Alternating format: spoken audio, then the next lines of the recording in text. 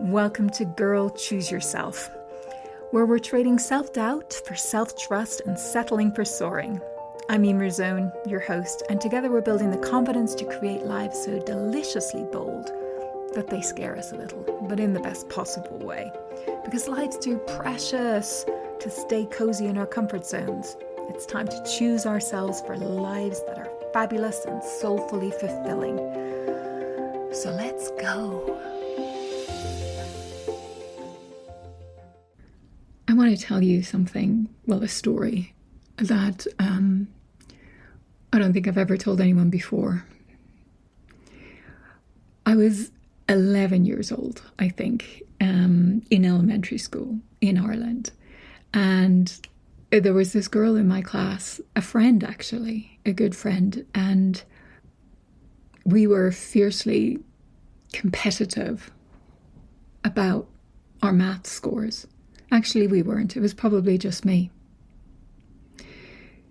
It was that kind of competitiveness that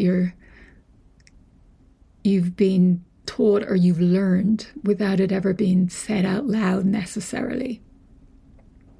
You know, that somebody else's success, somebody else doing better than you, scoring higher than you, is somehow a threat to you. And so it was the afternoon before a maths exam, a maths test. When you're 11 years old, they're just little tests. And we always walked home together. And in what I can only, I guess, describe as a spectacular 11-year-old scheming, I orchestrated sort of a play fight to break out. And, book bags were emptied. And when the dust has settled and we'd repacked everything, her maths book was in my bag. I told her it was a mistake the next day, but it wasn't a mistake. I really had intentionally wanted to interrupt her study. I wanted to win. I wanted an advantage. I was scared that she'd beat me, that she'd be better than me. And I'm 56 years old now, and that story has never left me and sort of haunts me, embarrasses me. Not because I'm a terrible person, I was a child, an 11-year-old child. But it's kind of sad about what it reveals about what I had already learned at that young age. And it wasn't new at 11. I'm sure it had reared its head before then, but this is just a memorable story. What it revealed about what I'd learned about other people, my own worth, that I'd learned that life was a competition, I guess, that somebody else doing well, doing better than me, meant that I was doing less well, that other people were, I guess, measuring sticks. They were threats to me even. So today I want to talk about the comparison trap, where it comes from, what it costs us, and I guess the long, honest road back to something that feels more like freedom. If you've read any of my books, I think I may have told this story in both of them or shared this. I grew up in a family of 7, 3 brothers, 3 sisters. I'm number 6. And comparison was really pretty normal. It was almost like a weather system. It was just what we grew up amidst. And I remember in particular one parent-teacher meeting when my mother would go up to the local primary school, and I was there with just 2 of my sisters, one younger, one older at the time. And my mom would go up to meet each of these teachers, and my 2 sisters' teachers described them as excellent, exceptional. It was just like a glowing report. And my teacher described me as average. That was the word that my mother came home with about me, and she was very much displeased. Average in our house was not a neutral word. It was a failing grade. It was a failing grade. And I absorbed that completely. The way you absorb things as a child, you don't have any defense for it. It doesn't come with context. I didn't have the ability to say, hey, wait a minute, that's one teacher's assessment of one subject on one day. But that assessment that day, it just really landed like a verdict of who I was and what I was worth. and where I ranked. And then there were the grades. Like I remember coming home one time and I got 96% in some, I don't know whether it was an essay or it was one of these little tests, and really pleased and looking for the praise. And what I was met with, I guess there was a little humor in this, but that's not what landed, was, oh, you got 96%. What happened to the other 4? And that just taught me over time. These are the things that stick with me from so long ago. That, the goalpost is never fixed. The score is never quite enough. Whatever your achievement is, you can never be comfortable. It can never bring relief. It just raises the bar. And so we learn, to scan and to measure and to look around us sideways at everyone, kind of asking, where do I rank? Am I enough yet? Am I ahead or am I behind? And so here I am at 56, or I was, for a long time. And I think it's not been that long really that I've kind of learned to put that down, put that measuring stick down. And it's been hard because it was there for so long. And it was such a huge part of how I grew up and how I related in relationships with other people. I think when I think about this tendency to compare, I don't think it's like I don't see it as like a personality flaw or some sort of vanity or smallness of spirit or pettiness. It really is like a nervous system response to a perceived threat. When we're scrolling through someone else's highlight reel and we feel that, that contracted, maybe deflated, that slightly sick feeling, I think that's our bodies responding to a dangerous signal it was trained to recognize. That somebody else's success, somebody else winning, doing well, somewhere along the way, that was installed as a threat. And our nervous systems are so loyal and ancient and trying to protect us, they just respond accordingly. That feeling, the sort of tightening, the comparison spiral, the mental tallying of what she has and what I don't, that's stress, it's cortisol.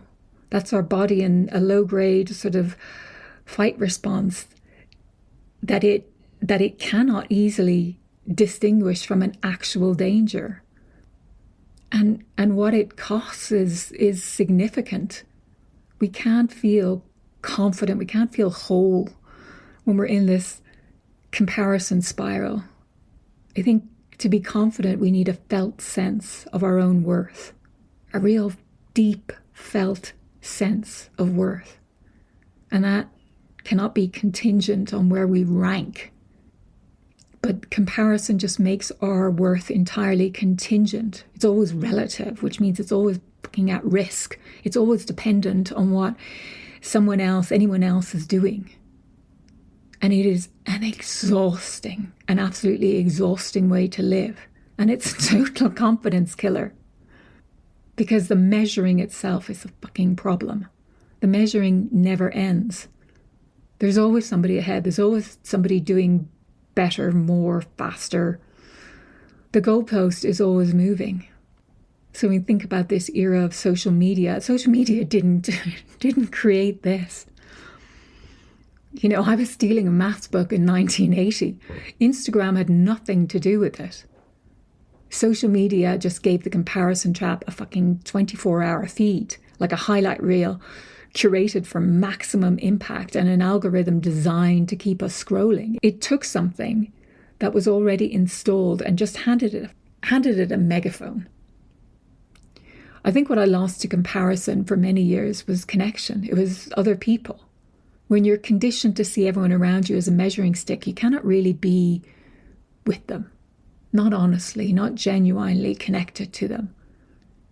You can't truly celebrate them without the tally, the measuring going on in the shadows. You can't be genuinely happy for a friend's success without some part of you doing the arithmetic. What does this mean for me? Where does this leave me? Yeah, I think it's just really important to be honest about it, being happy for other people, like truly untainted happiness without that undertow was something I really had to find my way back to relearn. It did not come naturally to someone who had been taught from childhood that other people's wins were relevant to her own score. It took a long time. It is still occasionally something that I have to consciously choose. I have to remember back to it again. And I think that's worth naming, because so much of the content online about comparison says, just be grateful. Just focus on your own journey. Just, unfollow an account that makes you feel bad about yourself. And those things aren't wrong. They're helpful. But they're surface interventions for something that lives much deeper. The road back for me was not a technique or a strategy. It was something, it was love. Not the performance of that, but, not the Instagram comment that says, so proud of you, while something underneath contracts. But it's the real thing. A genuine softening, opening towards the people that I had been conditioned to see as competition. And that softening and openness became possible only when I started to understand something about the people who had, contributed to installing this in me. My mother, who looked at 96% and asked about the missing 4%, or my aunt who said something about my body so many years ago. I don't think I was even 10, and that I've never forgotten. The system that trained them both, that told women their worth was conditional, comparative, always under review. They were doing the best they could with the level of awareness, the level of consciousness that they had. They were just passing on what had been passed on to them. They weren't being unkind or cruel. They were just unexamined. And I think really understanding that released something in me, like gradually, not like in one fell swoop, but gradually. And the resentment that had been costing me quietly underneath that all began to loosen. Because resentment is also like comparison. It has that sense of a ledger, a score system. And keeping score just keeps you imprisoned. It keeps you imprisoned in the very system that you're trying to leave, to let go of, to be free of. I think the comparison trap is just, at its root, it's a story of separation. It's about being measured against rather than belonging to. It absolutely erodes belonging, connection. It's all about worth being relative, not inherent. And the only thing that I found that actually dissolves that, not just manages it, not just interrupts it for a short period of time with some strategies, but actually fucking dissolves it, is love. It's not, I couldn't do it by having a better morning routine. I couldn't just unfollow things. I couldn't perform it. I couldn't, practice it, fake it till it became true. And I think even with, self-acceptance, sometimes it's so hard to come to full self-acceptance because there's that faint whiff of tolerating something you'd rather change. But what works is love. What works is love, falling madly, deeply, wholly in love with yourself. Not you as a perfect being, not some curated version of you, not the version that performs well and scores highly and shows up looking like she has all her shit together, but the whole of you. Like the 11-year-old me with the maths book. Jesus. The woman who brought home 96 and felt it wasn't enough. The one who'd spent years measuring and being measured and is so fucking exhausted about the whole game. Her too, especially her.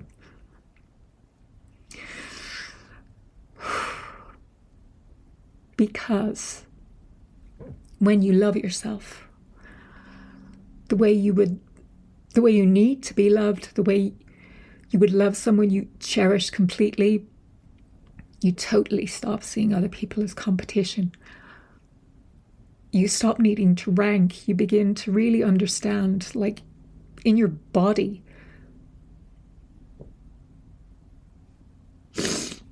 not just in your mind, that you're not separate, that her flourishing does not in any way diminish you, that love is not a finite resource that gets divided between us based on, our fucking worthiness score. And from that place, you begin to, I think when you come from that place, when you come from love, you can actually really begin to unfold. And not into some improved, better version of yourself, because that's all rooted in comparison too, but into who you truly are. And that's freedom. Yeah, that's freedom. You're not some project, you're not something to fix. And that's choosing yourself. You're amazing. I'll see you next time. Bye. Thanks so much for tuning into the episode this week. I hope you got a lot out of it, and if you did, please share it with somebody who you feel would benefit. And leave a review. Always greatly appreciated. Lots of free and paid resources to take things a step further. You can find those in the show notes. And hey, if nobody's told you this yet today, you are amazing, and the world is a far more beautiful place because you're here with us all. Stay cool. Bye.